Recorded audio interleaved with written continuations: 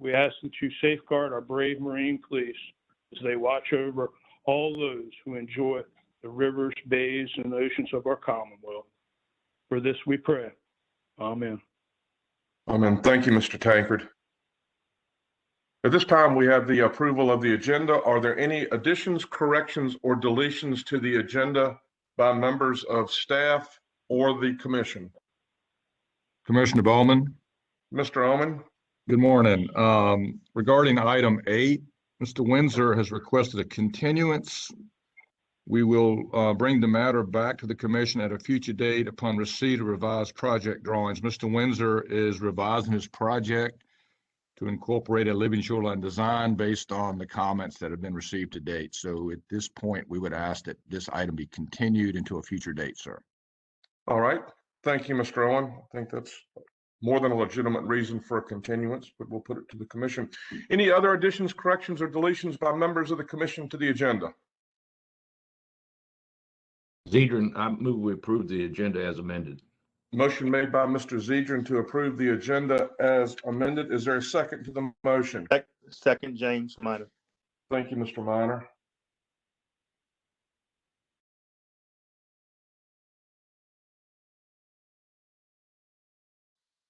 I'll call the roll. Mr. France?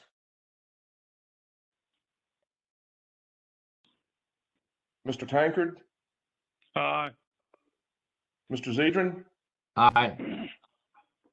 Dr. Neal? Aye. Mr. Ballard? Aye. Mr. Minor? Aye. Ms. Lusk? Aye. Ms. Everett? Aye. Chair votes aye. Motion passes. Thank you very much. You've had an opportunity to review the minutes of the previous meeting. Are there any additions, corrections, or deletions by members of staff or members of the commission? If not, the chair will entertain a motion. Zedrin, I move we approve the minutes as presented. Is there a second to the motion?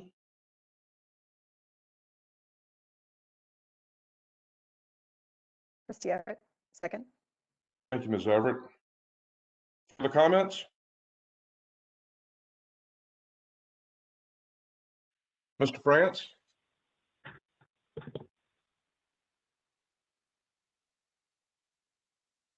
Mr. Tankard? Aye. Mr. Zedrin? Aye. Dr. Neal? Aye. Mr. Ballard? Abstain. Mr. Minor? Aye. Ms. Lusk? Aye. Ms. Everett? Aye.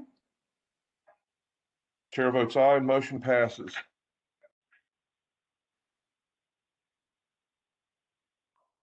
At this time, I'd like to hear permits, projects over $500,000 with no objection with staff recommendation for approval.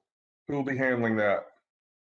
Good morning, sir. This is Randy Owen. Could you swear me in, sir? I will, sir. Do you solemnly swear the testimony you give today will be the truth, the whole truth, and nothing but the truth, so help you God? I do. Proceed, please, sir. Commissioner Bowman, may I just ask Yes. a question? I didn't see, I think I'm missing the evaluation packet information for these page 2 items.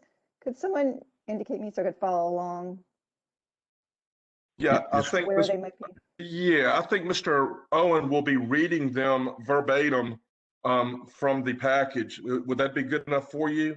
Sure. I just want to make sure I wasn't missing key information. Thank you. No, ma'am. Mr. Owen, would you proceed, please? Yes, and for clarification, there are no written evaluations that have historically been provided for the page 2 items. We read them word for word from the agenda. Thanks. Yes. So as Commissioner has stated, we have 3 page 2 items. These are the projects that are project costs are over $500,000. We've subjected them to our normal public interest review. We've received no objections and staff is recommending approval. Item 2A. The Army Corps of Engineers is requesting authorization to expand an existing artificial oyster reef to meet the Pankatank River oyster restoration goal per the 2025 Chesapeake Bay Watershed Agreement by class A1 riprap with a thickness of 12 to 18 inches on approximately 53 acres of state-owned submerged bottom in the Pankatank River approximately 4,000 feet south of Stove Point in Middlesex County and 3,400 feet north of Matthews County shoreline. Item 2B, Carter's Grove Associates, Inc. is requesting authorization to install 9 175-foot armor stone breakwaters, 2 206 linear foot armor stone breakwaters, and a 200 linear foot armor stone breakwater to create 4,300 linear feet of a gapped breakwater system, which will be backfilled with 62,000 cubic yards of clean sand and 10 mooring buoys to anchor construction barges. Additional work includes construction of a 588-foot long by 6-foot wide private non-commercial pier and a 1,200 square foot open-sided boathouse adjacent to the James River at 8797 Pocahontas Trail in James City County. Staff has recommended a royalty of $7,942.20 for the sand fill encroachment over 158,844 square feet of state-owned bottom at a rate of 5 cents per square foot, and that the permittee adhere to the following additional special conditions. 1, the permittee will deploy a turbidity curtain around the work area from February 15th through June 30th and August 1 through November 15 of any year to protect anadromous fish and the Atlantic sturgeon. A vibratory hammer may be used to drive any pilings for the requested pier, or alternatively, an impact hammer provided a 20-minute ramp-up procedure be employed before delivering full impact. 2, no breakwater structures may encroach to the buffer zone identified by the Department of Historic Resources around the historically significant pier alignment known as Grove Wharf.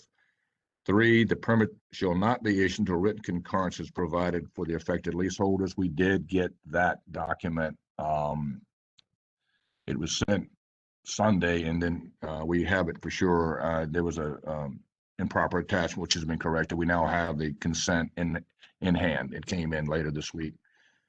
Item 2C, Hampton Road Sanitation District is requesting authorization to conduct 32 geotechnical borings below the James River bottom via auger and push method along a proposed sanitary pipeline crossing from a future pump station in the city of Newport News to the existing Nansmet treatment plant in the city of Suffolk. Borings will be to a depth of 25 feet, be 22 of those, and to a depth of 105 feet, 10 of those below the James River substrate. Staff recommends approval with the following special permit conditions. Upon completion and analysis of the borings, the applicant agrees to share the findings with the commission for the purpose of identifying any existing shellfish beds, which will be considered during the project review of the sanitary pipeline. And secondly, the permit shall not be issued until the Section 106 consultation process is completed and approval by the Department of Historic Resources is provided to staff. Available for questions, sir.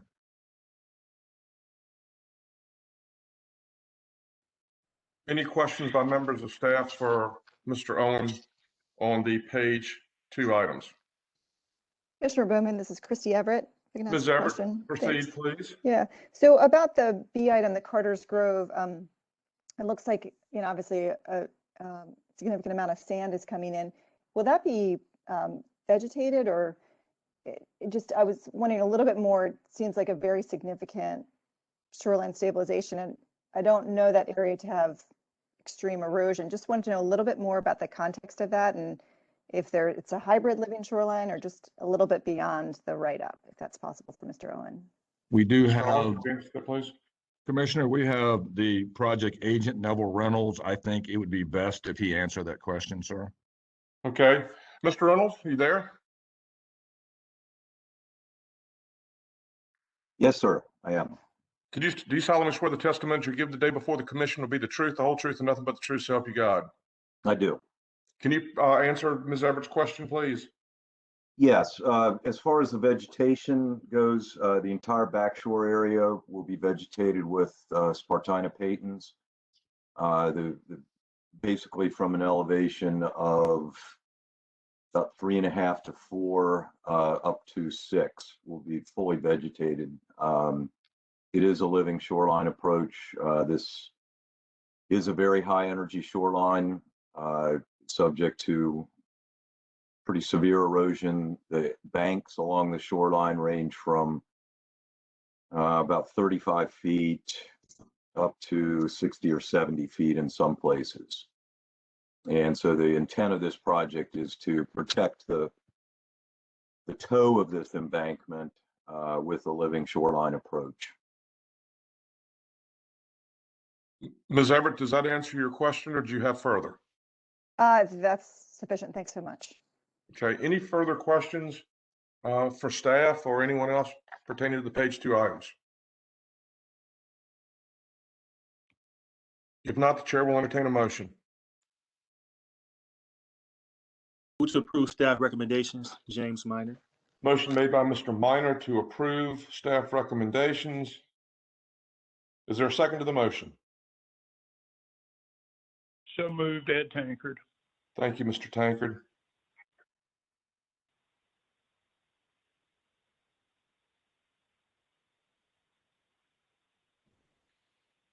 Here we'll call the roll. Mr. France?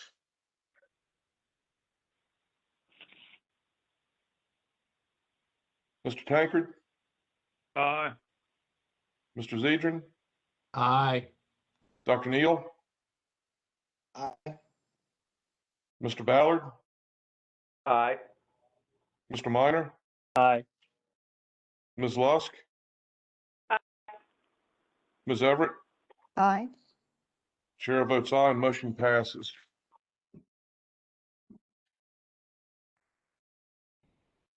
Next item on the agenda is consent agenda items. Mr. Owen, do we have any consent agenda items? No, sir. Thank you. Next item on the agenda is closed meeting for consultation with or briefing by counsel. Ms. Kelsey Block of the Attorney General's office, do we have any need for a closed meeting today? No, sir. Thank you, ma'am. Staff, have we had an opportunity to contact Mr. France to see what's going on? I have been trying to contact him, but I have not received a reply yet. I will continue to work on that. I'm not sure what's happening. Okay, what I'd like to do is just take, and I don't normally like to do this, but I really want, Mr. France is signed on. I'd like him to be able to participate. We're going to take about a 5-minute recess, staff. If you can call him on the telephone and find out what's going on with that and maybe assist him, we'll reconvene in about 5 minutes or so to try to allow him to get on with us. So with that, we'll be adjourned for about 5 minutes. Thank you.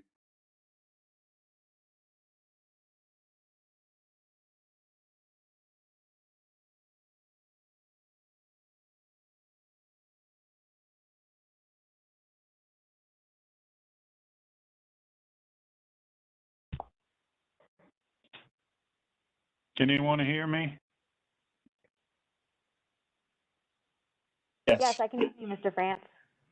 You can hear me now? Yes. Yes. Loud and clear. Wow, I don't know what's going on. Maybe the button's backwards or something. I don't know, but it seems to be working fine now. Okay, we're in recess right now in case somebody left their computer or whatever. So we're going to reconvene in about 3 minutes, Mr. France. Good to have you with us. Thank you. Thank you.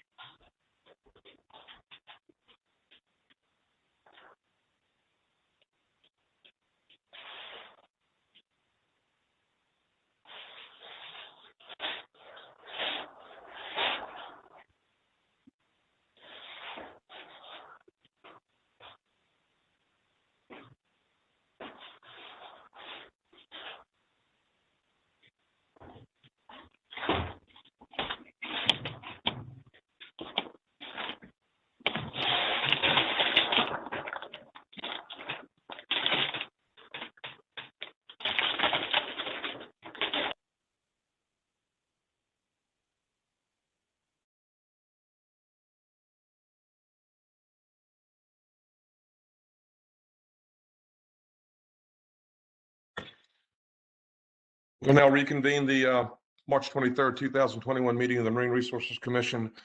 In my zeal to apparently move through the agenda, I've made an error. We do need to hold a public hearing on the page 2 items.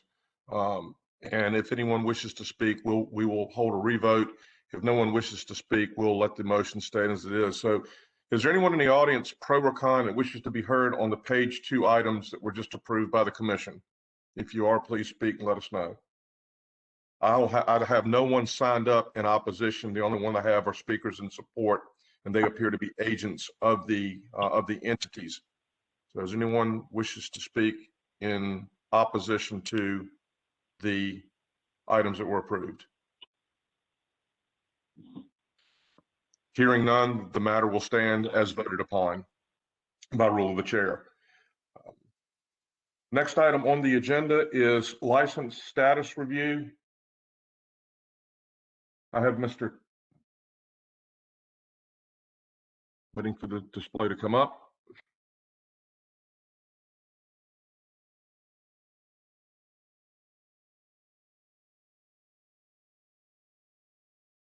Good morning, Commissioner, members of the commission. This is Jennifer.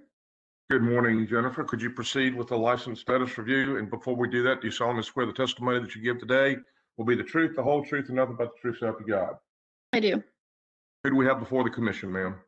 We have Mr. Timothy Lindsay Jr. All right, Mr. Timothy Lindsay, are you present or represented?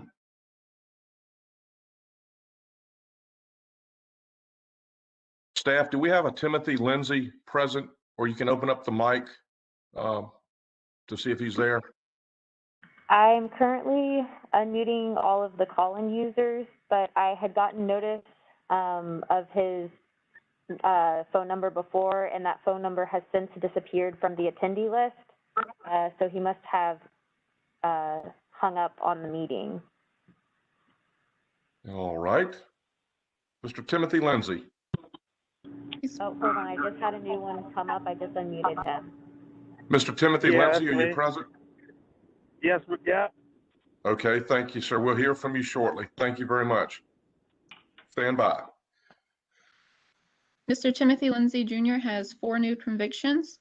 Possession of untold oysters, 12 quarts. Date of offense, March 16th, 2018. Date of conviction, April 19th, 2018. Officer Brian Elliott. Harvest oysters without paying oyster user fee. Date of offense, January 2nd, 2019. Date of conviction, August 21st, 2019. Officer Brandon Price. Harvest oysters without hand scrape permit. Date of offense, January 2nd, 2019. Date of conviction, August 21st, 2019. Officer Brandon Price. Have in possession untold oysters, 10 quarts. Date of offense, February 8th, 2019. Date of conviction, April 10th, 2019. Officer Kevin Richard. Next slide, please. He has no previous convictions. Next slide.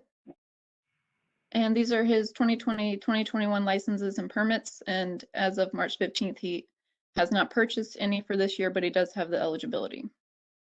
And I will pause for the officer testimony or questions, whichever.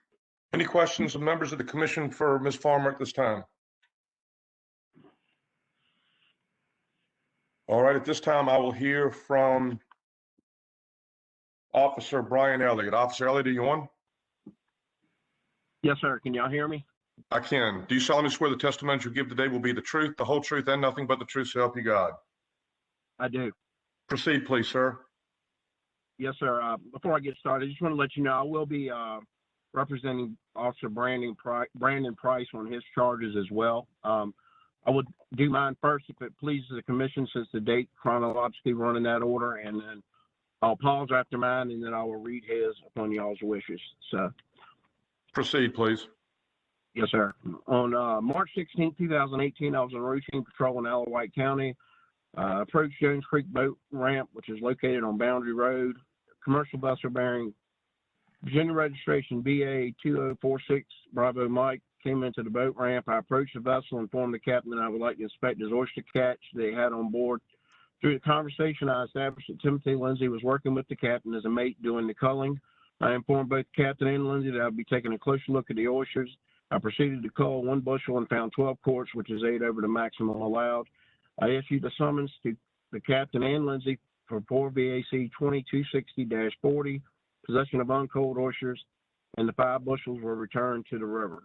Lindsay was very cooperative. Lindsay was found guilty on April 19, 2018. A fine was imposed of $100 and $89 in court costs. As of September 9, 2018, he had not paid that yet. I did talk to the clerk in Alawite County this morning. She informed me that as of June 19, 2019, he had paid that in full. Moving on to Officer Brandon Price.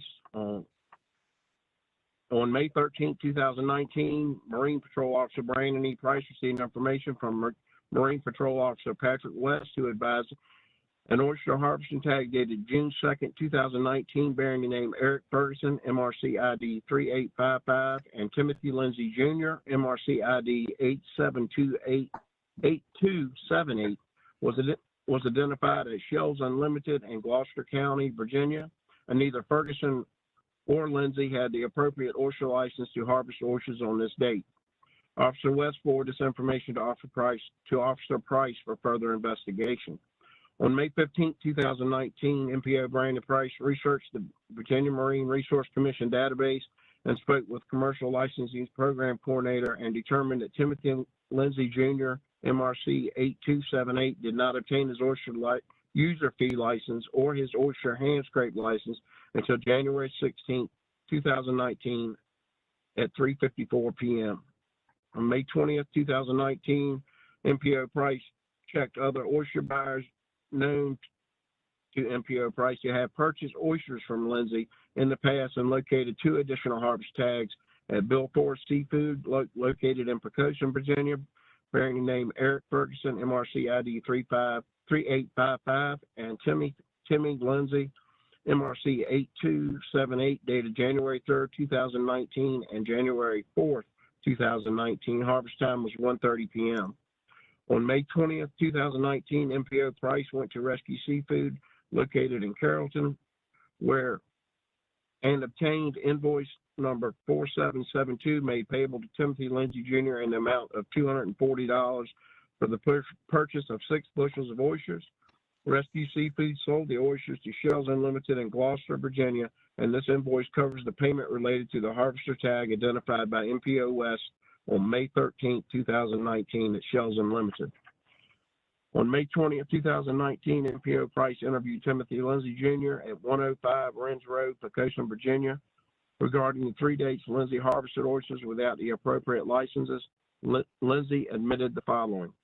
January 2nd, 2019, Lindsay stated that he and Ferguson oystered from the fishing vessel Kristen Marie and worked public oyster grounds located at White Shoals in the James River, which is located on the Alawite side of the river, and utilized a hand scrape to harvest the oysters. Lindsay also stated that the oysters were sold to Mark Brown, Rescue Seafood. MPO Price showed Lindsay a copy of the invoice from Rescue Seafood dated January 2nd, 2019. Lindsay stated that the invoice was correct. The invoice showed Lindsay sold Rescue Seafood 6 bushels of oysters for a total of $240. Lindsay also stated that he and Ferguson were upset over the $100 slip rent, so they left Mark Brown's and went to Small Boat Harbor and trucked the oysters to Bill Forrest after that day. January 3rd, 2019, Lindsay stated that he and Ferguson oystered from the fishing vessel Kristen Marie and worked public oyster grounds on Dog Shoals below the bridge by Ragged Island in the James River, which is located on the Alawite side of the river, and utilized a hand scrape to harvest the oysters. Lindsay also stated that he and Ferguson delivered and sold oysters to Bill Forrest Seafood in Pecoshin, Virginia for $45 a bushel. MPO Price showed Lindsay a copy of the harvester's tag from Bill Forrest Seafood dated January 3rd, 2019, and Lindsay stated that the harvester tag was correct. The harvester tag listed 11 bushels harvested, and Lindsay stated that he and Ferguson split the proceeds in half.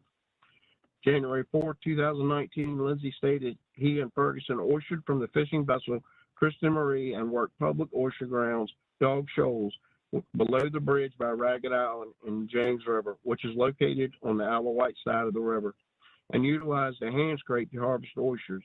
Lindsay also stated that he and Ferguson delivered the oysters to Bill Forrest Seafood in Poquoson for $45 a bushel. MPO Price showed Lindsay a copy of the harvester's tag from Bill Forrest Seafood dated January 4, 2019, and Lindsay stated the harvester's tag was correct. The harvester's tag listed 12 bushels harvested, and Lindsay stated that he and Ferguson split the proceeds in half. Lindsay further stated he purchased his commercial card on December 28, 2018, and went to visit family after January 4, 2019, and didn't purchase his oyster user fee and hand scrape license until January 16, 2019. On May 31st, 2019, MPO Price and Mizell went to Bill Forrest Seafood in Poquoson, Virginia, and picked up the invoices from January 3rd, 2019, January 4th, 2019. The invoice for January 3rd, 2019 lists the names Timothy and Eric, show the bushels as $50, and a total of was $550, which was paid in cash.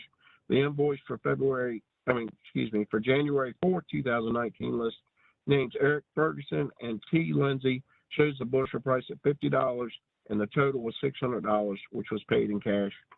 Based on the above listed facts, magistrate summons were obtained for Lindsay Jr., who was charged with violating state code and Virginia Marine Resources Commission regulations. January 2nd, he was charged with 18.2-96 larceny of oysters, 4 VAC 20-720-75 oyster without a hand scrape license, 4 VAC 20-720-80 unlawful possession of oysters for commercial purposes.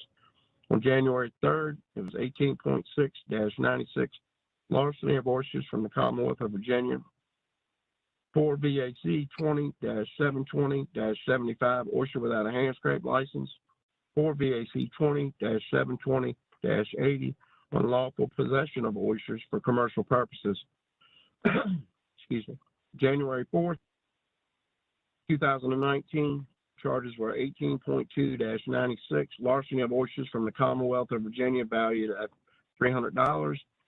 4 VAC 20-720-75 oyster without a hand scrape license, 4 VAC 20-720-80 unlawful possession of oysters for commercial purposes.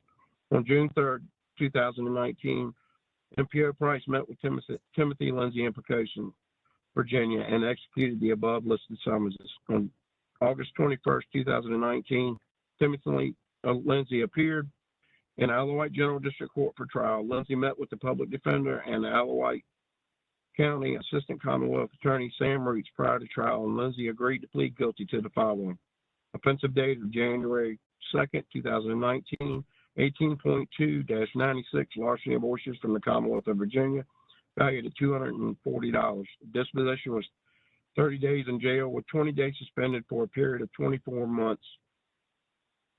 Condition upon good behavior, keeping the peace, obeying this order, and paying fines, costs totaling $234. Offense date January 2nd, 2019, 4 VAC 20-720-75 oysters without a hand scrape license. Disposition was $100 fine and $148 court cost. Offense date January 2nd, 2019, 4 VAC 20-720-80 unlawful possession of oysters for commercial purposes. Disposition was $100 fine and $148 court costs. Lindsay was cooperative throughout this entire investigation. Thank you. Any questions by members of the commission before I go to Officer Brandon Price? Officer Price, you there? Commissioner, I testified on Officer Price's behalf. I'm sorry, you're correct. Officer Kevin Richard, present? Yes, sir. Can you hear me? Yes, sir. Do you solemnly swear the testimony that you give today be the truth, the whole truth, and nothing but the truth, so help you God? Yes, sir. You proceed, please. Thank you, Commissioner. On the 8th of February, 2019, at approximately 11:31 a.m., I received a complaint from Virginia Marine Resource Commission dispatch while out patrolling the Mobjack Bay in uniform, displaying my badge of authority. The complaint came in as a commercial vessel named the Mary T. leaving the public oyster ground in Mobjack Bay with uncooled, undersized oysters. Upon catching up with the vessel Mary T, I, myself, and Officer Hall boarded the Mary T, conducted a commercial inspection of the product on board. On board the vessel was Calvin Gibbs, MRC 8098, who identified himself as the captain of the vessel and was later identified through his commercial registration and social security number. Also on board was Timothy C. Lindsay Jr., MRC 8278, who was identified through his Virginia driver's license. Officer Richard and Officer Hall selected a single bush at random to be inspected and culled. Upon completion and inspection of the single basket that was handed, 10 quarts of primarily undersized oysters were found in violation, which is 6 quarts over the legal limit. At that time, I explained to Mr. Gibbs and Mr. Lindsay their right to bond out the oysters, at which time they refused. It was discovered the Mary T did not have enough fuel on board, so at that time, arrangements were arranged, and the 15 bushels were taken back to the oyster ground and released at that time. Soon after that, Mr. Gibbs and Mr. Lindsay were released upon a summons. The summons court date was April 10th, 2019 at approximately 13:30. Conviction code 4 VAC 2260-50, having possession uncooled oysters. Court found guilty. Court costs were $86 and with a fine of $100. And that's it, sir. Any questions of the officer by members of the commission?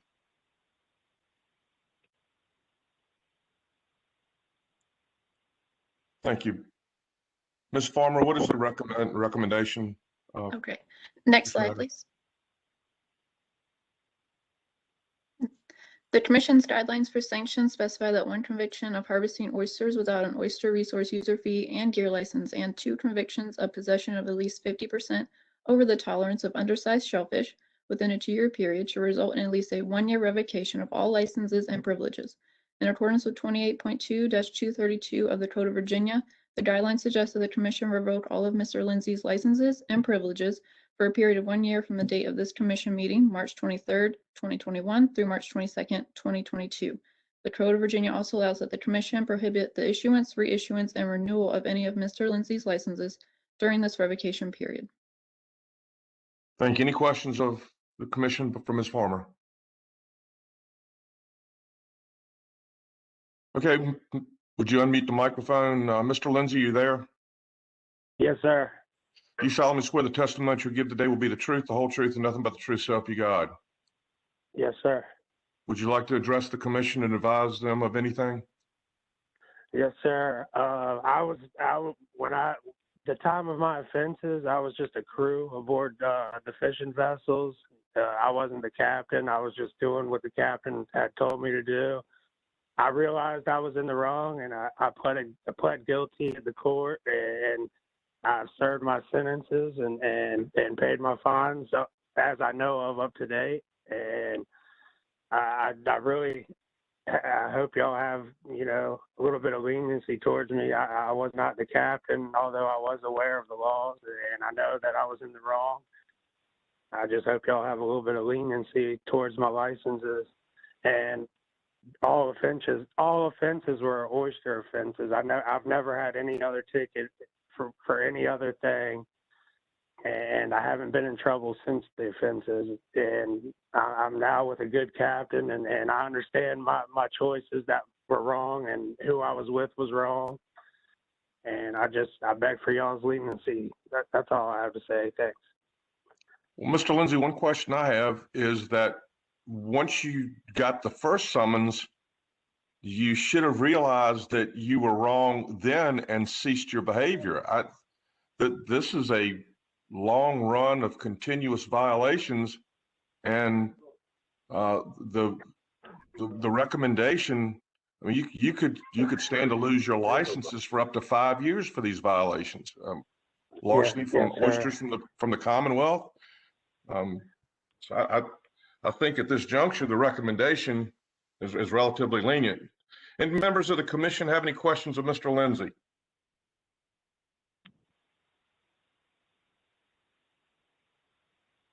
They're hearing none. The matter is before the commission for discussion and action. Mr. Chair, can you hear me? This is Mr. France. Yes, sir, Mr. France, I can hear you. Yeah, I'm sorry, but I did have a question for Mr. Lindsay. Proceed, please. Yes, thank you.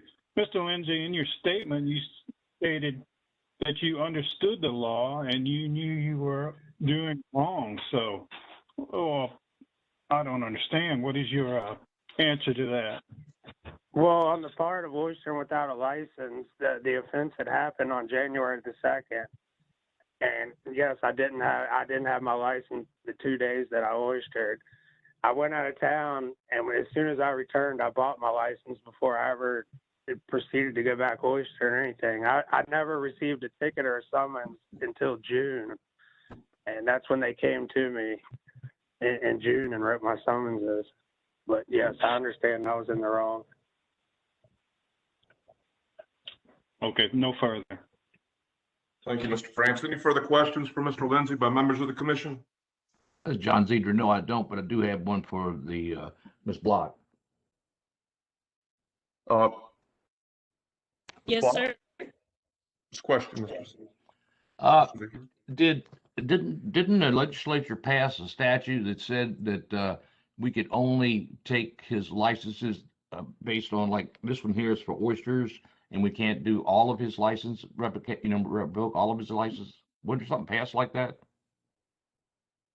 So it's specifically about you can revoke if there is upon a second or subsequent violation within 5 years. So here, what I'm understanding is that Mr. Lindsay has had a series of violations within 5 years. I think it's actually within 2 years, right? So that's my understanding of your authority here. Specifically, section 28.2232, and I will read it to you. The commission may revoke the fishing privileges within the Commonwealth's tidal waters and revoke or prohibit the issuance, reissuance, or renewal of any license if, after hearing held, after 10 days notice to the applicant or licensee, it finds that the person has violated any provisions of the subtitle. The commission shall not revoke any licenses other than the license for the fishery in which the violation occurred. Then it states the commission may revoke licenses other than the applicable license upon a second or subsequent violation within 5 years. He's got more, ample more than second or subsequent. So I believe that the recommendation, I'm not the attorney, but I'll defer to Ms. Block. That's the code section that we're operating under when we requested or suggested a revocation of all licenses for a period of a year due to a second or subsequent conviction. If it was only one conviction for an oyster license violation, then we would only be able to revoke the oyster license itself. But once it hit the second or subsequent, I believe it triggered the ability to revoke any and all licenses up to 5 years. Yes, sir, that's correct. Thank you. Thank you, Mr. Zedrin. Further questions?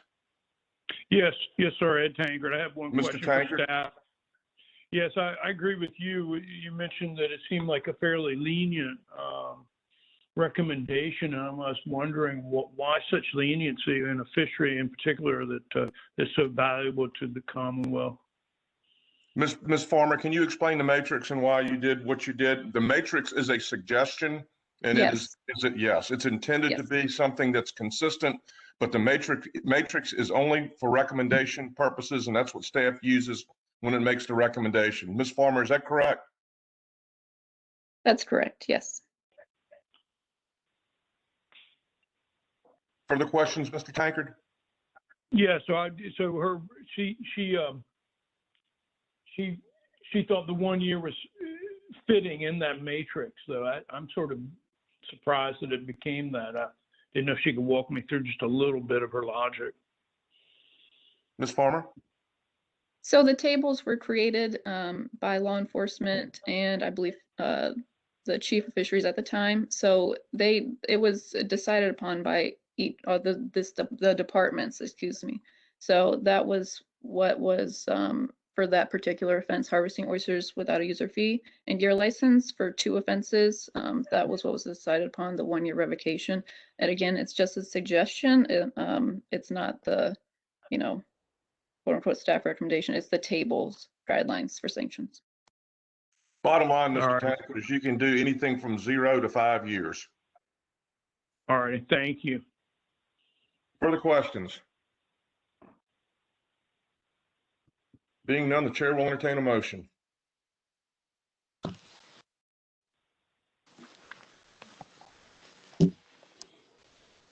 Chad Ballard, I move that we approve staff recommendation. Motion made by Mr. Ballard to approve staff recommendation. Is there a second to the motion? Second, Mr. Minor.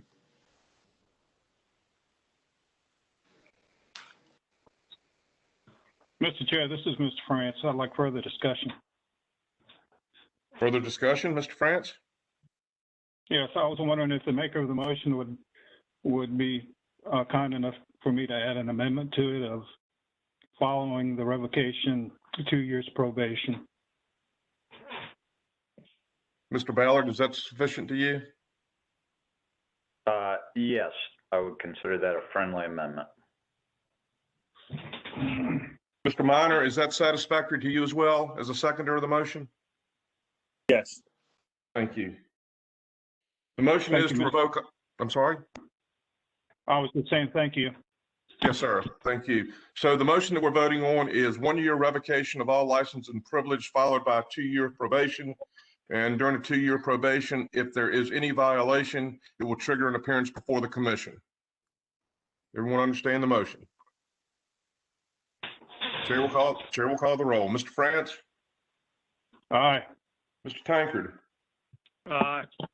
Mr. Zedrin? Aye. Dr. Neal? Aye.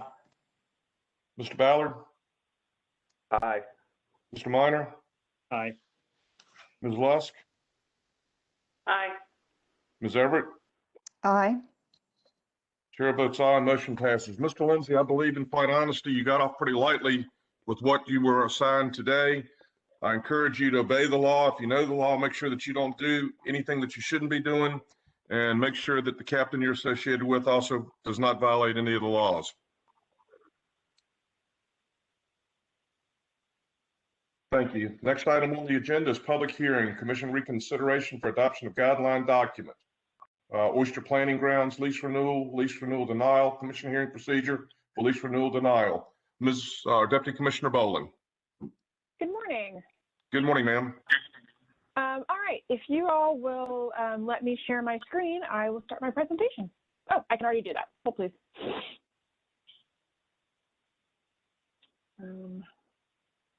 All right. Okay, good morning, everybody. We are revisiting the shellfish lease renewal guidelines that the commission considered at the January commission meeting. And as a reminder, what happened was the staff had made a recommendation. The commission instructed staff to take 60 days to go back out to the community to collect additional input and to try to find consensus on some of the key items. So that is what staff did. As a reminder, this is the part of the, excuse me, this is the part of the code that we are working on today. Commission 68.2, 613, regarding renewal of a 10-year lease for shellfish. So the commission shall not renew or extend an assignment where there has been no significant production of oysters or clams, no reasonable plantings of oysters, clams, or culch, or no significant oyster or clam aquaculture operations during any portion of the 10-year period immediately prior to this application for renewal, unless the commission finds that there was good cause for failure to produce or plant oysters, clams, or culch, or finds that the assignment is directly related to and beneficial to the production of oyster planting grounds immediately adjacent to the assignment. So last time we went through a lot of items regarding all of the things that the commission can consider or should consider when they are looking for renewal. However, when the group got back together, we considered it a fairly small portion of that. So we are going to focus on just the changes to the guidelines that were made, and we are not going to go through all of the guidelines start to finish again. However, if any members of the commission or public have questions, I can definitely revisit those as needed. Here's what happened. We, at the advice of Secretary Strickler and Commissioner Bowman, convened an ad hoc working group comprised of representatives from both the Aquaculture Management Advisory Committee and the Shellfish Management Advisory Committee and others. And the names you see here are the people that were on the ad hoc committee. So what we did is that there was conversations among the ad hoc committee members, and then there was an ad hoc committee meeting at which the members of SMAC and members of AMAC were invited to attend, but not sit on the panel. But they were allowed to provide comment and input at the appropriate time during the ad hoc committee's deliberation. So they met, invited to attend and offer comments. The conversation really focused on two things about, well, really one thing about the guidelines and then one thing about the broader renewal process. So one of the things was proposed changes to the guidelines themselves.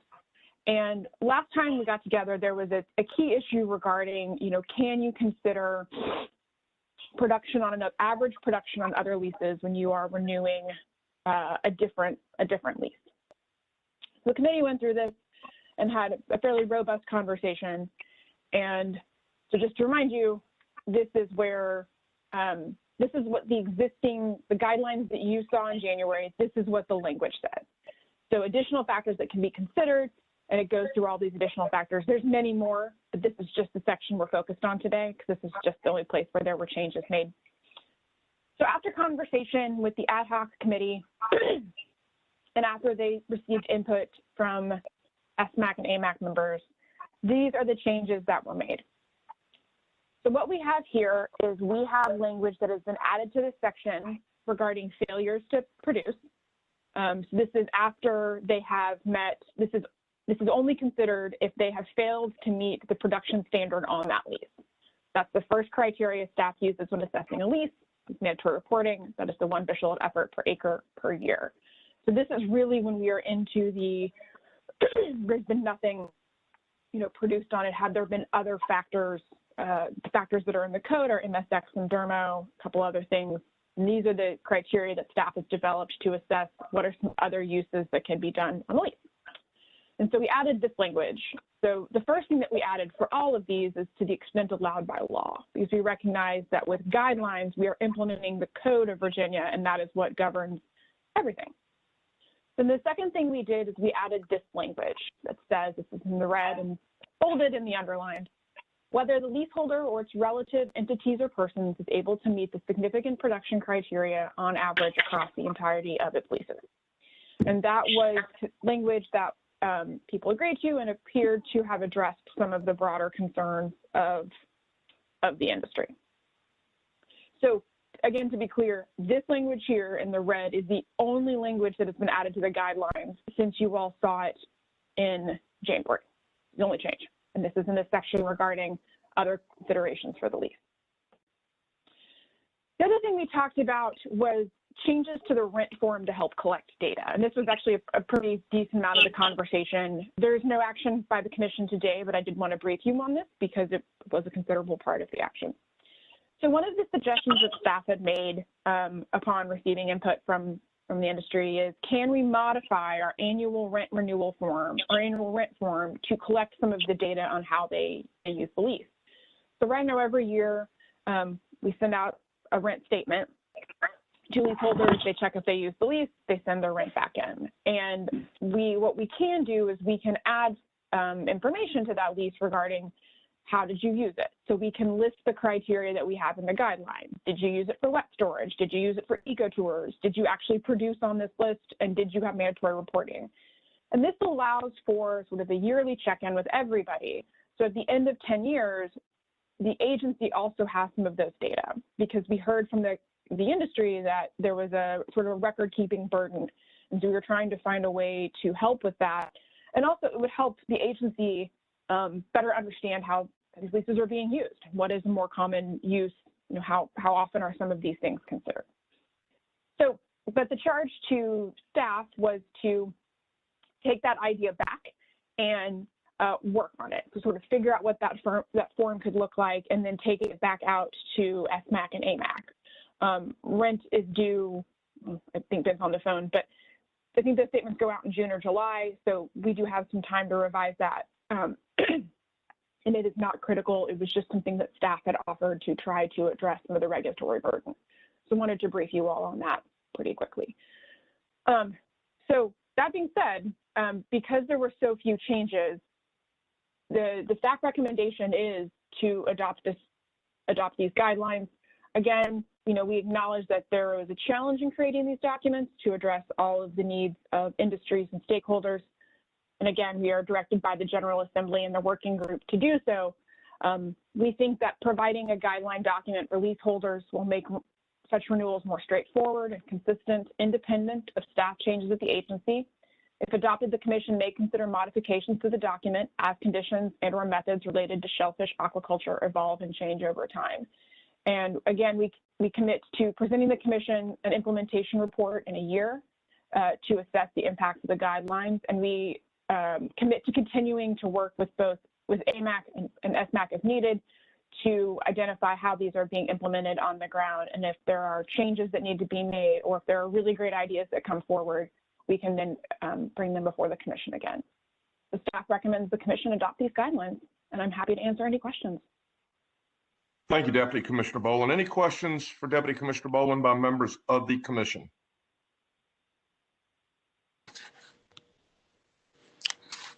This is James. Yes, sir, Minor. Mr. Minor. Yes, I just wanted to thank each of you all, AMAC and SMAC and the Commission and the VMI, all that you all have done as far as the meetings and coming together. And, you know, I think we're almost there. And if we're not there, I think there's could be some things in the future that could be presented. So I'm in favor of the recommendation.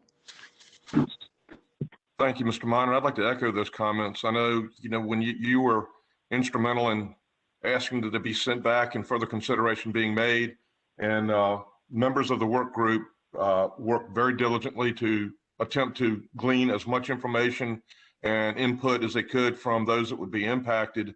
And again, I would like to thank at this juncture the members of the work group that worked very, very diligently to get us to where we are today.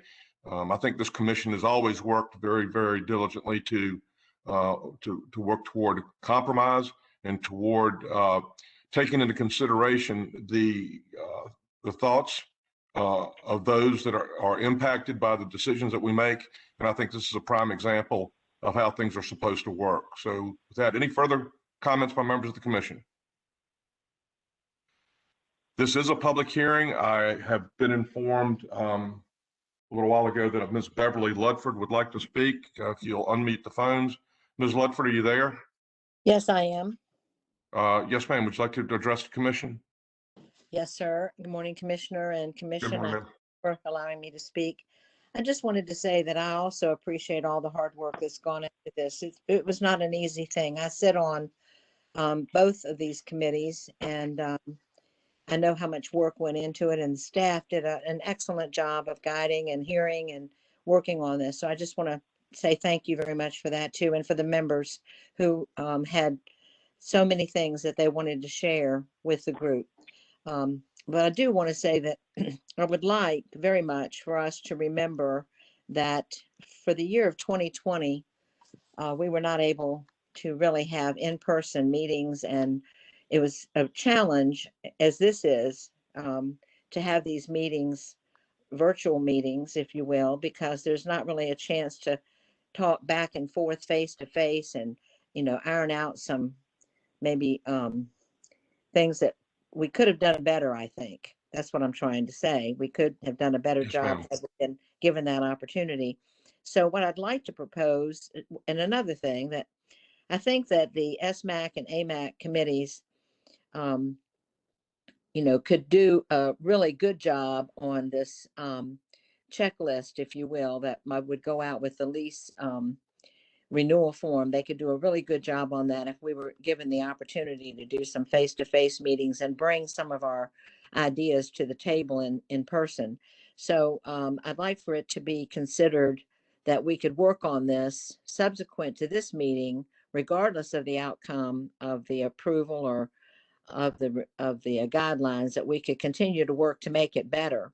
I think one point I'd like to make: a family or a person could have a lease for 20 years, and suddenly, if the lease was condemned by the health department and they can't work it, even though there's a chance it could be reopened, in the interim, they could lose it due to inactivity, and they may not have any other leases. So this is not, I think I hear what everybody's saying. I think until these guidelines are put in practice, the commission won't know whether or not there's some things that need to be tweaked in order not to cause harm to people who really want to grow oysters. So I would leave that with you and say that I would like to propose that we continue to work on this to make it more streamlined, more clear, more fair, and get more input. Thank you so much. Well, thank you, Ms. Ludford. That is the primary reason that we have advisory committees. That was started by my predecessor, and we have kept up that to ensure that those that are impacted have a venue upon which they can speak and be heard. And we always are there to accept good ideas and appreciate all of those that take the time out of their busy schedule to help us do the job the best way that we possibly can. So your comments are well made and well taken, and I thank you for them, and I thank you for your contribution, as well as that of your family, who has had a long history in the shellfish industry. So thank you very much for the comments. Any further comments or questions by members of the commission? They're hearing none. The matter's before the commission.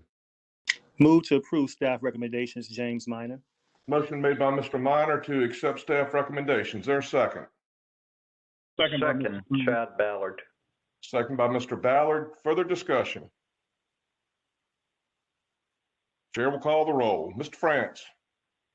aye. Mr. Tankard. Aye. Mr. Zedger. Aye. Dr. Neal. Dr. Neal. Aye. Thank you. Mr. Ballard. Aye. Aye. Mr. Minor. Aye. Aye. Ms. Lusk. Ms. Lusk.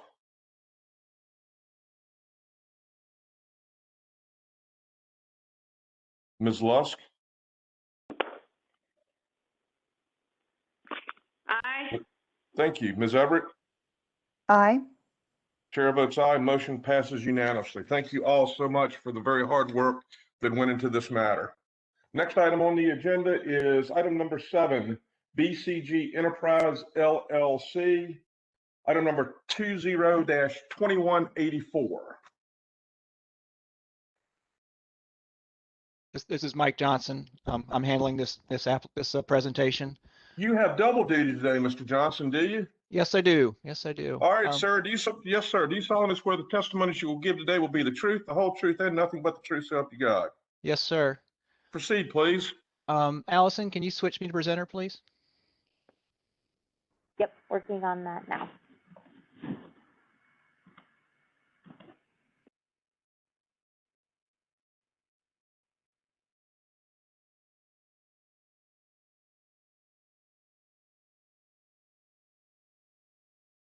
All right. BCG Enterprises LLC requests authorization to armor an existing 280-foot timber jetty and to extend an existing timber jetty approximately 145 feet with armor stone at the mouth of Fox Creek along the York River in Gloucester County. The project is protested by an adjacent property owner. This is the project location on the York River, represented by my overly large red star. This is upstream of the Gloucester Point Route 17 bridge, about halfway between that and West Point. This is a little closer view of the project area. There are 2 existing timber jetties that you can see out that are highlighted in yellow with the arrows pointing to the approximate end of the jetties. On the north side of the project area, you can see a wide sand beach, and on the south side of the groins, you can see 2 breakwaters where past erosion have required their use to stabilize the shoreline. The protestant's property is highlighted by the red arrow. And based upon review of this aerial, it appears to staff that the lateral transport of sand is north to south and has created a beach on this side. Inside the creek, you can see a couple of vessels tied up to a bulkhead. This is the applicant's seafood landing area. And on the south side, the property is owned by a marine construction company, which uses the basin as a staging area for work. The applicant is proposing the stone jetty construction to address ongoing maintenance dredging issues in the channel entrance to Fox Creek and the deterioration of existing timber jetties. The area was last permitted to be dredged in 2019.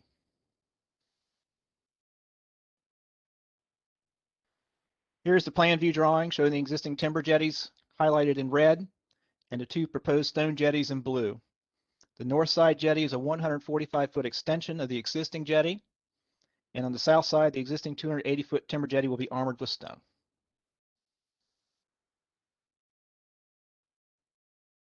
Here are the cross-sectional drawings showing the proposed jetty extension on the top panel and the armoring of the existing jetty in the bottom panel. Base widths of the stone jetties will vary from 22 to 28 feet depending on water depth. Here's a ground shot looking at the existing beach that is developed on the updrift north side of the timber jetty.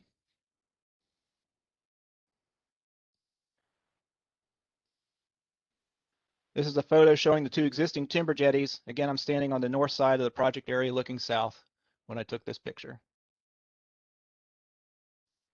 This is the photo looking north towards the applicant's property. The first pier you see in this picture is on the protestant's property. As you can see here, she does have an existing beach that is fairly wide. All right, now I'm on the south side, away from on the opposite side of the jetty, away from the protestant's property. Here you can see breakwaters that were installed on the river shoreline to address erosion on the downdrift southern side of the project. I'm showing you this to you so you can see better that this side of the project has experienced erosion, while the protestant's property has actually created a sandy beach from the impacts of the existing jetties. The area I'm standing on now is owned by the marine construction company that I mentioned earlier. Now I'm taking a little closer look at the looking north from the downdrift side of the project area. This is the side opposite the protestant again. Here we can see a concave Tombolo beach. This is a result of the installation of two breakwaters to address erosion on this side of the jetties.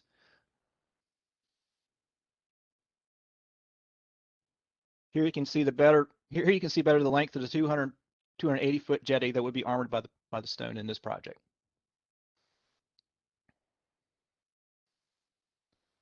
The protestant's property is outlined in red. She is located on the north side of the project area. You can see the existing sandy beach in front of her property, while on the south side you can see the breakwaters I showed you on the earlier slides. It appears to staff that this sandy beach in front of the protestant's property has accreted as a result of the existing jetties. This is Ms. Kennebeck's letter of protest that she submitted to VMRC, in which she cites concerns with erosion of her beach if the northern jetty was elongated. As a result of this concern, staff has contacted VIMS to comment on the project. Ms. Emily Hine submitted this letter back to us, and in her letter she states that she did not think the proposed jetty work would negatively impact the protestant's beach. In a letter of comment from the Virginia Department of Conservation and Recreation Shoreline Erosion Advisory Service, solicited by the applicant, they also concluded that the proposed jetty work would not increase erosion on her property.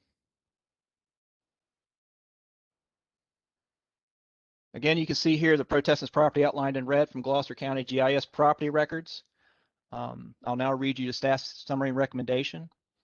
Staff understands the protestant's concerns regarding the improvements to the existing timber jetties, specifically the elongation of the northern jetty, which is located adjacent to her property. During staff's initial review of the project, aerial photography indicated that a sand beach existed on the protestant side of the creek inlet.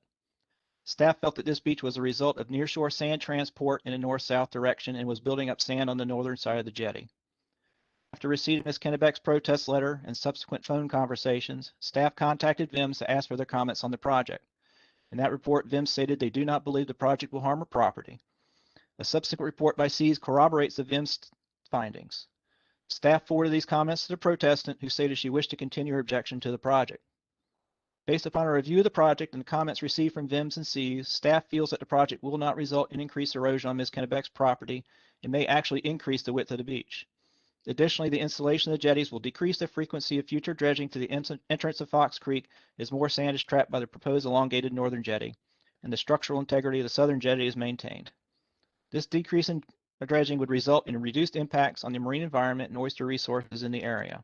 Therefore, staff feels the project is an appropriate use of state-owned subaqueous bottom. Accordingly, after evaluating the merits of the project against the concerns expressed by those in opposition to the project, and after considering all the factors contained in 28.2-1205 of the Code of Virginia, staff recommends approval of the project as proposed. The applicant is represented by Craig Palubinsky, the agent. Protestant is Miss Cindy Kennebeck. I have not spoken to her today, but I'm assuming she's planning on speaking. And Miss Emily Hine from VIMS is available for comment if you wish to ask VIMS for anything. At this time, I'd be glad to answer any questions you may have. Thank you, Mr. Johnson. Any questions by members of the commission for either Mr. Johnson or Ms. Hine, who's present as well from the Virginia Institute of Marine Science?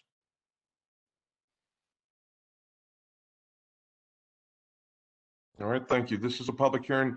I have listed speakers in support. Is Mr.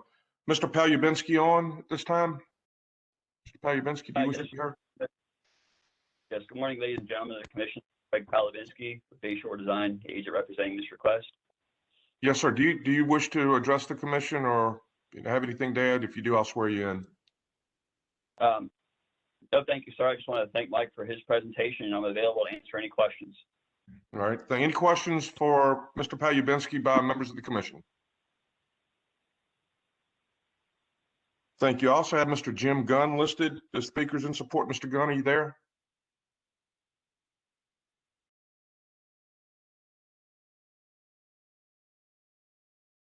All right. I hear nothing from Mr. Gunn. Anyone else wish to speak in support of this project? Is Ms. Cindy Kennebeck present and wishes to speak in opposition to the project?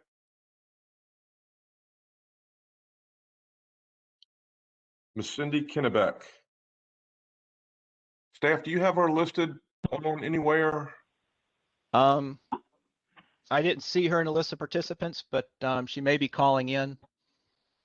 Okay, could we unmute all the telephone lines at the present time, staff? Yes, all phone lines are unmuted. Thank you. Ms. Cindy Kennebeck, are you on the line?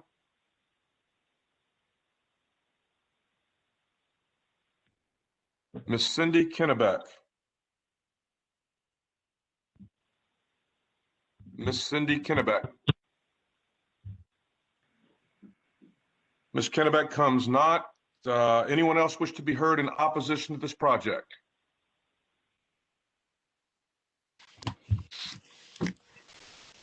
Hearing none, the matter is before the commission for discussion and action. James Minor, move to approve staff recommendations. Thank you, Mr. Minor. Is there a second to the motion? Mr. France, second. Thank you, Mr. France.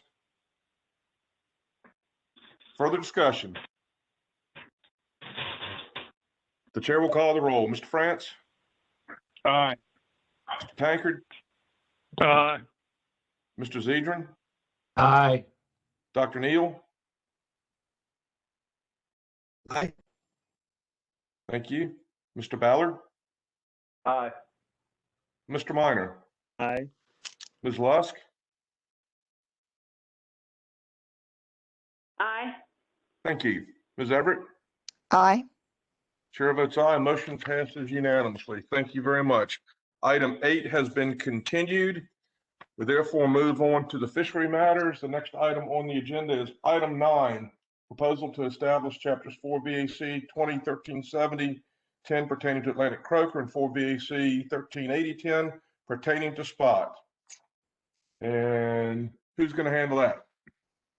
It'll be Alexa. That's mine item. Oh, no, it's me. That's me. I'm sorry. Summer Smart. I'm sorry. But did you want to do public comment, Commissioner, before? Oh, I'm sorry. You know what? I have you're exactly correct. Before we go there, I have the old agenda, and Michelle very astutely reminded me to correct the agenda because it didn't have public comments on it when they sent out the amended agenda. So at this time, the commission will hear anyone on public comments on matters not related to anything on the agenda. Is there anyone in the public that wishes to be heard? Please unmute the phones. Anyone wish to be heard on public comment? The chair hears none. Alexa, you may proceed, please. Identify yourself for It's the record. Summers. Oh, it's Summers. This is Okay, Summers. Summers. Yeah. Yes, ma'am. All right. Okay. All right, so this is a public hearing, proposal to establish 2 new regulations.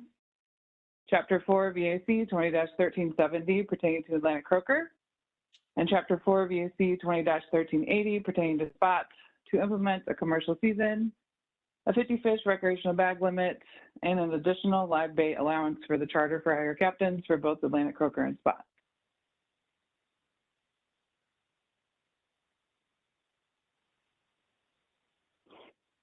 So in February 2020, the Atlantic States Marine Fisheries Commission, ASMFC, approved Addendum 3 to the Interstate Fishery Management Plan for the Atlantic croaker and Addendum 3 to the Omnibus Amendment to the Interstate Fishery Management Plans for Spanish mackerel, spot, and spotted sea trout. Addendum 3 detailed a required management response based on results from a yearly traffic light analysis conducted on both fishery independent, which is the abundance metric, and fishery dependent, which is the harvest metric data, and we'll go over CLA in a second. And then management measures must be enacted if either species reaches a threshold of 30% or 60% in the harvest and abundance metrics relative to a long-term mean. Next slide.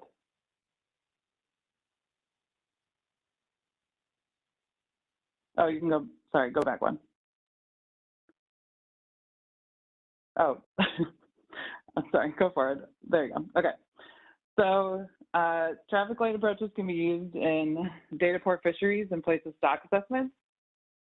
So the TLA assigns a color, red, yellow, or green, to categorize the condition of the fish population, which is the abundance metric, or the fishery itself, which is the harvest metric. And then an increasing red on the TLA means that the data is declining from a long-term mean based on a reference period. And both the abundance metric and the harvest metric must trigger to solicit management response. And like I said, at each trigger level, 30 or 60%, there's associated management measures that each state must implement. Next slide.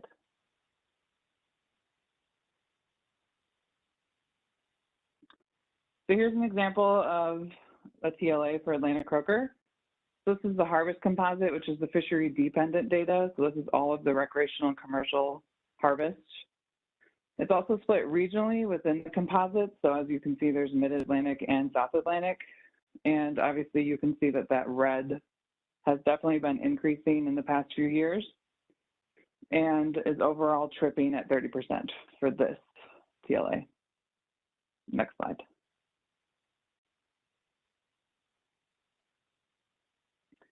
So in 2019, both species did trigger at the 30% management response, and therefore each non-de minimis state participating in the FMPs must put management measures in place for both the commercial and recreational fisheries. And the required management measures are as follows. So recreationally, there must be a 50 fish bag limit with a possible charter live bait allowance.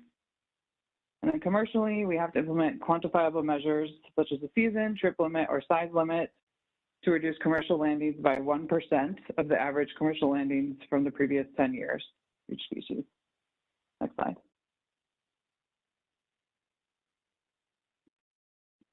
Like I said, these are brand new regulations. We don't have anything in place for spot or croaker. They are mirror images, so I only copy and pasted the exact wording from Atlantic croaker, but they are the same. You would just obviously place spots in where it says Atlantic croaker. The only difference is the commercial season.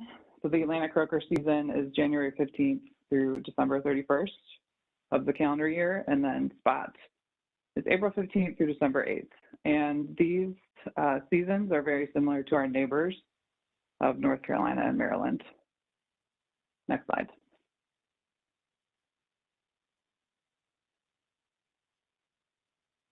So first, the preamble.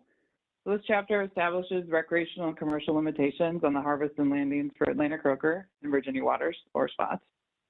They did come in the same packet, so the page numbers at the bottom, just directing your attention. So page 5 and page 8 for spots, page 5 for Atlantic croaker. Next slide.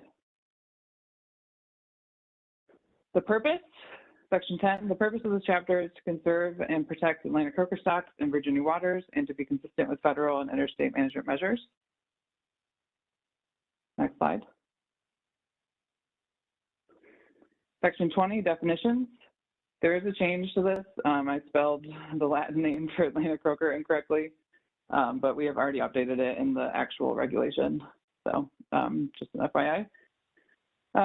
So obviously spot would be defined. Captain and charter for hire vessel comes from our pertaining to fishing guide regulation.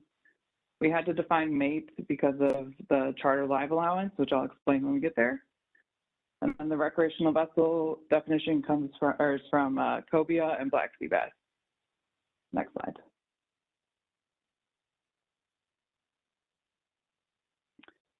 So first, Section 30, the recreational harvest limit. It shall be unlawful for any person fishing recreationally with any gear type to harvest or possess more than 50 Atlantic croaker per day.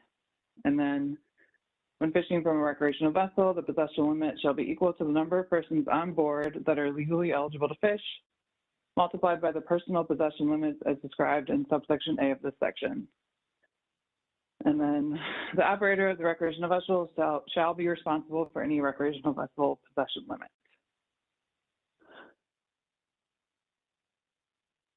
Oh, sorry, I forgot. Go back one more second. Sorry. And this applies to all recreational fisher people that are fishing recreationally. So both charter for hire industry and people fishing recreationally can only harvest 50 Atlantic croaker per day. Okay, now you can go next slide.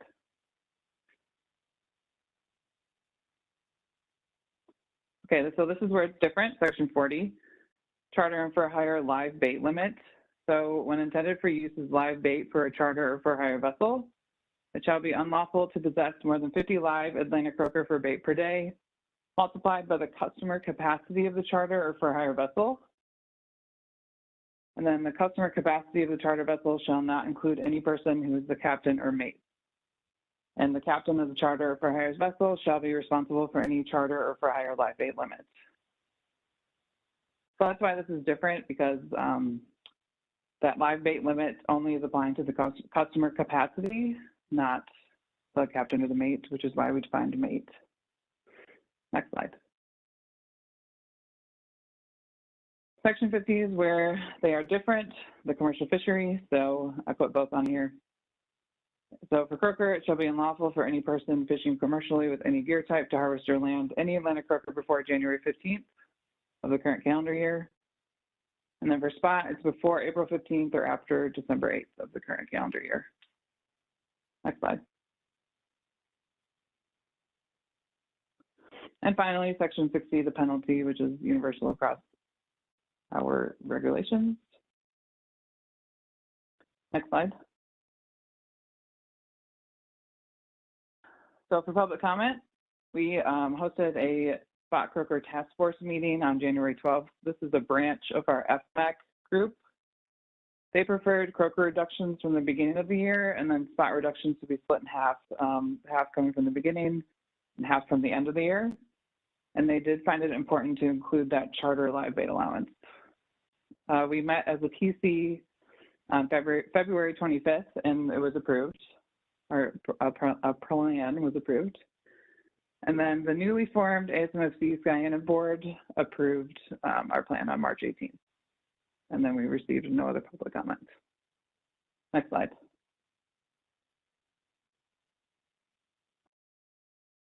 So staff recommends the commission approve the establishment of the two regulations, Chapter 4 VC 20-1370 pertaining to Atlantic croaker, and Chapter 4 VAC 20-1380 pertaining to spots, to implement a commercial season, a 50 fish recreational bag limit, and an additional live bait allowance for the charter for hire captains for both Atlantic croaker and spot. And I put that recap on there for you too. I can take any questions. Any questions by members of the commission for Ms. Smock?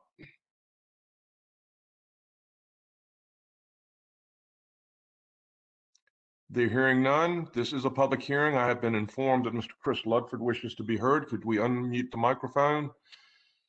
Mr. Ludford, are you there? Yes, sir, I am, Commissioner. Thank you. Yeah, good morning. Proceed, please. Yes, sir. I just wanted to say that I support the recommendations as is. Everything looks great from our last meeting. I'm happy to report that there are some croaker being caught already by Virginia fishermen, and they were caught early. There were croaker caught in North Carolina early.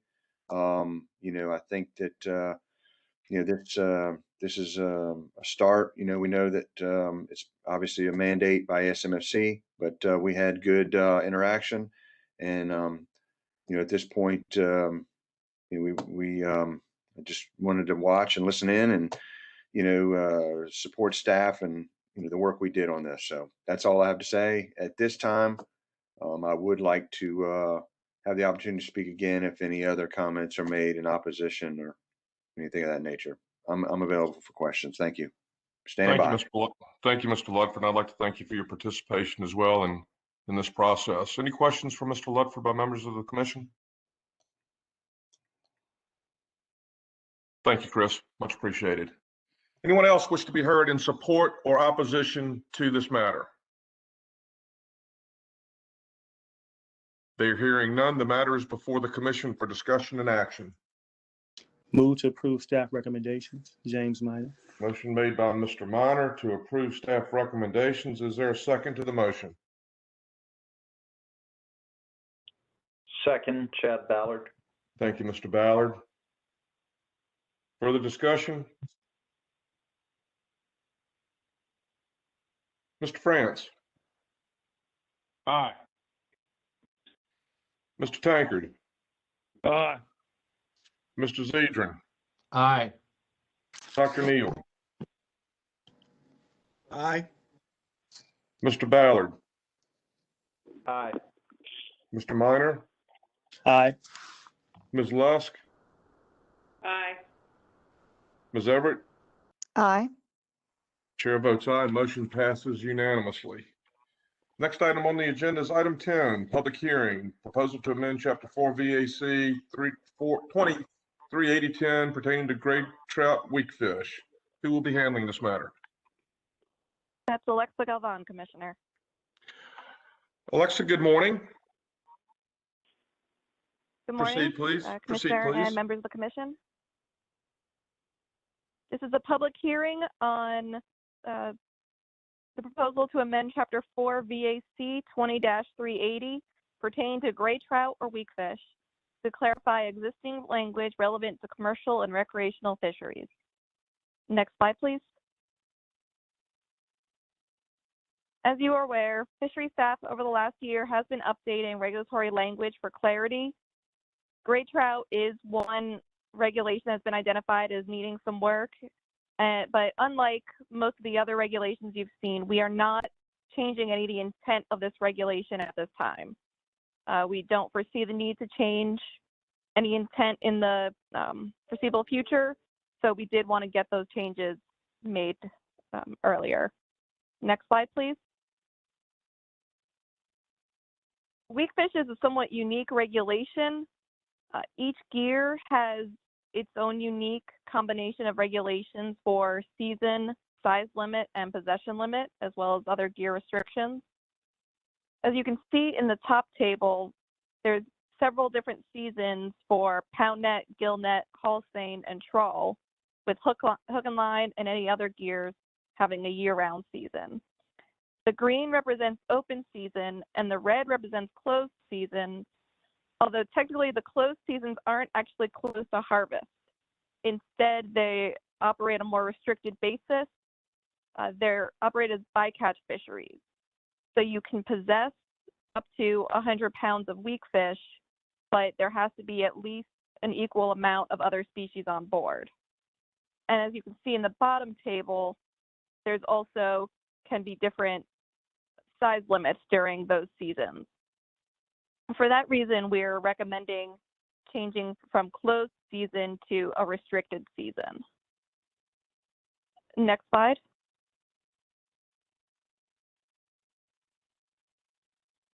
Another facet to this regulation we wanted to update was the structure. On the left is the current organization of sections. Section 30, commercial minimum size limits. Section 40, gear restrictions as pertains to the trawl fishery, and Section 50, commercial fishing season, which does include possession limits. Staff's recommendation is to repeal Sections 30, 40, and 50, and to move each subsection within those sections to sections corresponding to the relevant gear. So Section 31 would be gray trout harvested by commercial pound net. Section 32, commercial gill net. Section 33, commercial trawl. Section 34, commercial haul seine. Section 35, commercial hook and line. And Section 36, other commercial gears.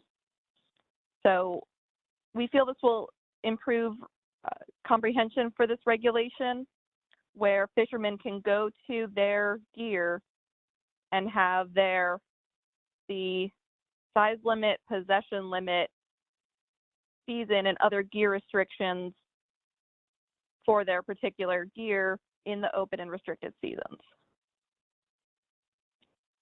Next slide, please.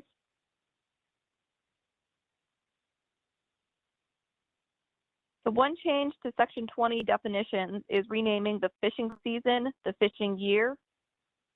Week fish is regulated from April 1st through March 31st, but we wanted to change from fishing season to avoid confusion with open season and closed or restricted season. So that's now fishing year.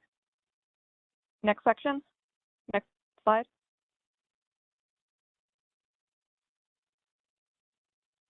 This is Section 30, which will be repealed, and each of these subsections moved into the section for that gear.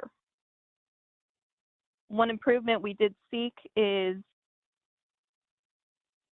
subsections A through E, I believe, is for the open seasons. So for example, subsection A says, for any person fishing with pound net or haul seine, there shall be no minimum size limit on gray trout.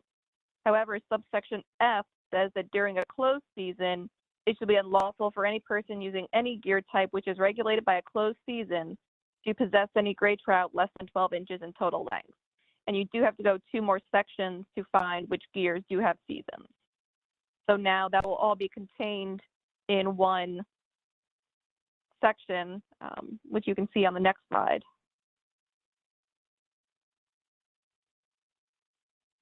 This is Section 31, the new Section 31, gray trout harvested by commercial pound net. Most of the other gear sections will follow the same outline, but I'll go through that. So Section A, subsection A has the open seasons and the restricted seasons, which have been renamed from the closed seasons. And subdivisions 1 through 3 have some gear exceptions. That's just been moved from Section 50, I believe. Next slide.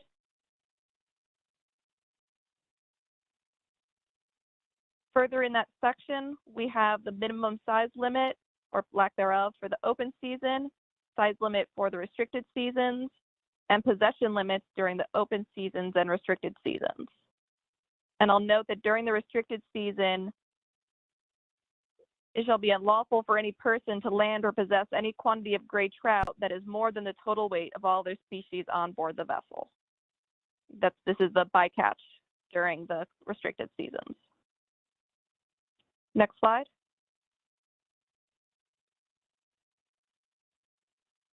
Section 32, gray trout harvested by commercial gill net, has the open and restricted seasons. The minimum size limit is the same during the open and restricted seasons. So that's any person fishing with gill nets at any time has to land or cannot land or possess gray trout less than 12 inches in total length. And then the possession limits in the open season and restricted season with the bycatch definition. Next slide.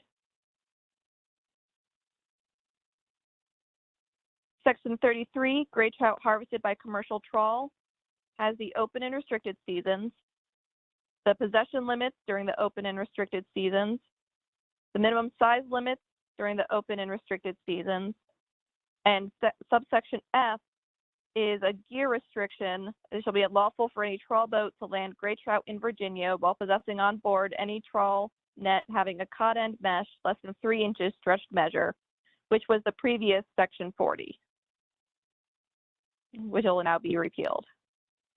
Next slide.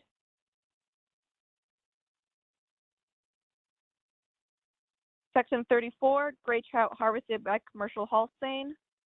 We have the open season and restricted season, the minimum size limit during the open season, restricted season, and the possession limit during the open season and restricted season. Next slide. There are no seasons for commercial hook and line, so there's just the possession limit and the minimum size limit. Next slide. And as in the current regulation, there is a section that specifies the size limit and possession limit for any other gear. That's any gear type other than pound net, gill net, trawl, haul seine, or commercial hook and line, which have been previously specified. Next slide. We've repealed section 40, which has been moved to the trawl section. Next slide.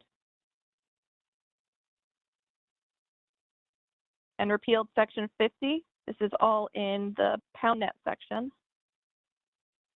Next slide. I believe this is the remainder of section 50, which will be repealed. Next slide. We've also made some minor language changes to section 60, recreational fishing seasons, minimum size limits, and possession limits, just clarifying any person fishing recreationally with hook and line, rod and reel, or hand line. And then simplifying to the recreational vessel possession limit shall be equal to the number of persons on board legally eligible to fish multiplied by 1. Next slide. There have been no public comments, so staff recommends amending Chapter 4 VAC 20-380 pertaining to gray trout or weakfish to clarify existing language relevant to commercial and recreational fisheries. And I can take any questions. Thank you, Alexa. Any questions by members of the commission?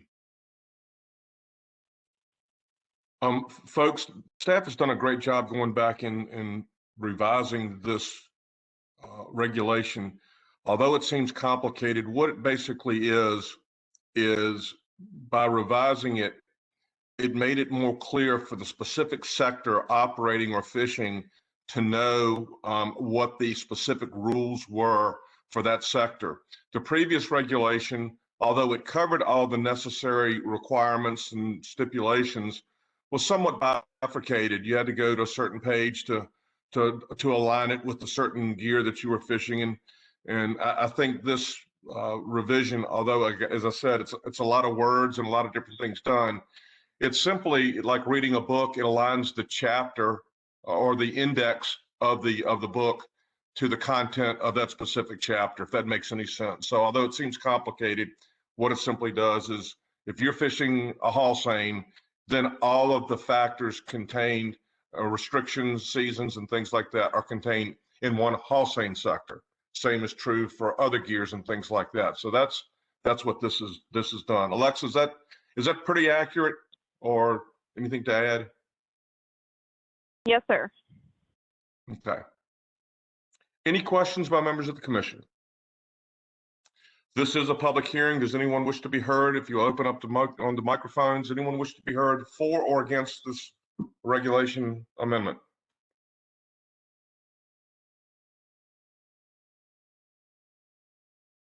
They're hearing none. The matter is before the commission for action.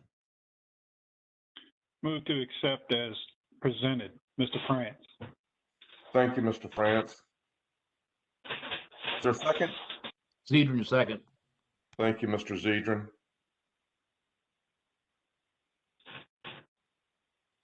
Any further discussion? Chair will call the roll. Mr. France? Aye. Mr. Tankard? Aye. Mr. Zedrin? Aye. Dr. Neal? Aye. Mr. Ballard? Aye. Mr. Monner? Aye. Ms. Lusk?